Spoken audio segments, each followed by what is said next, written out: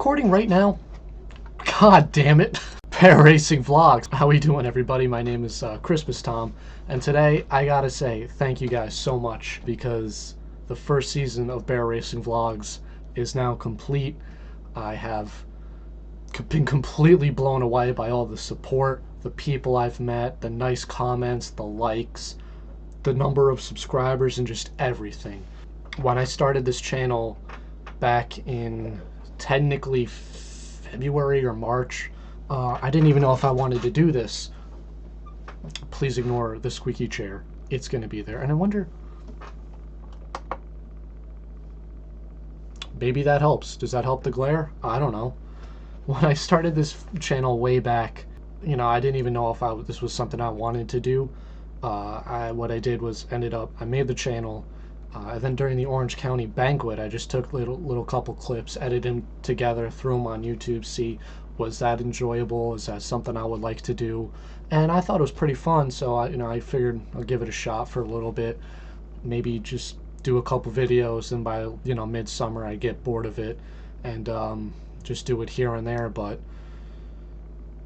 it ended up being just some of the most fun I've had in a long time, and really just with all the support that you guys just showed immediately right off the bat, I'm like, well, I can't just stop now. This is too much fun. People are tuning in and enjoying and thanking me more than anything for making the videos and giving you guys just a little bit of entertainment at least. So I kept rolling, I kept going, they kept getting more and more entertaining. I remember the very first video, episode 1, where I was just doing a little bit of preseason prep, just the last minute adjustments we were doing with the street stock, and then going off to Orange County for the Short Track Super Series season opener. I didn't know what I really wanted to even film, and right off the bat it turned into, this is what the on-track product was. And watching back, a couple weeks after that, I'm like, well, I could find on-track product just about anywhere on YouTube. The thing I can't find on YouTube is what the fan experience at these races are actually like. So let me try to focus my sights closer towards that, and that's where the weekly race showcase started to come in. And well, I'm getting ahead of myself a little bit here. In May, when I did the All-Star Circuit of Champions New York Swing, that was probably the most fun I've ever had in my entire life for that weekend, because doing that multiple tracks in consecutive days was something I wanted to do pretty much my whole life growing up. And that's one of the reasons why, if I ever get the chance to actually be on a competitive team and work for them, and high limit or outlaws do 60 to 80 races a year, I want to do that. I love being on the road, being away from home, love camping, and I was able to combine all that. Oh man, that was so fun, dude. Like, should my Christmas hat go like this or something? Does this look more Christmassy? I wanted more of that. So while I was still doing the weekly race showcase, and I started to think, oh, I could go to some of the Connecticut tracks. I could go to 5 Mile Point, was always on the bucket list. And if you guys saw that video, that was the real inspiration of filming what it's to be at, or filming what it's like to be at these tracks while I still have the chance to be at these tracks. Because 5 Mile Point, that's it, that track shut down. They announced there's no racing in 2024. That's it. That track is going to get torn down, built into either a factory or a warehouse, or I forget off the top of my head what the zoning was. But I had to take advantage of that, because there's tracks like Rolling Wheels I've never been to. There's tracks like the Syracuse Mile I never had the chance to go to. There's obviously 20 minutes from my house is where Danbury used to be. I never had the chance to go to there. Never got the chance to go to Trenton. And I know the time is limited to go film this, so I'm like, I want to do this now. And that's when I started to do the Connecticut swing I did.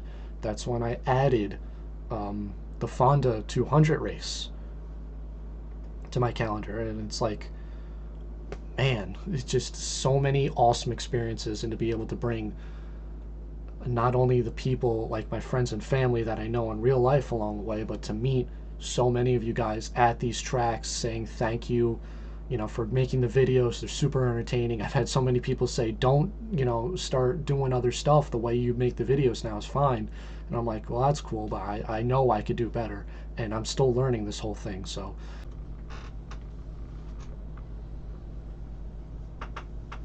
I found her. Season 1 was a great base, a great, setting the bar of where these videos can be. And then 2024, man, I know so much more now about video editing, about how to record. In real life, I'm a lot, quiet, reserved, laid back, a little bit shy. So trying to like hold my phone up out and talk like that around people who don't even know who I am, that was really intimidating. But thankfully I kind of gotten over that a little bit, especially at Charlotte when I was 10 hours away from my house by myself, surrounded by people all over the country. Man, that was great. I can't wait to go back to that race next year. I'm telling you, that's got to be on your bucket list. But I'm excited for what I could bring next year. Let me make sure I'm still recording now that it turns the monitor off to try to eliminate this glare. Yeah, I still am. Already 6 minutes, already 7 minutes. I wanted this to be 5 minutes, so let me try to hurry up here. So what I'm going to do the next couple weeks during the off season, I have a couple cool video ideas I could do to give you an idea. All of the t-shirts I've collected over this year and my whole life going to racetracks.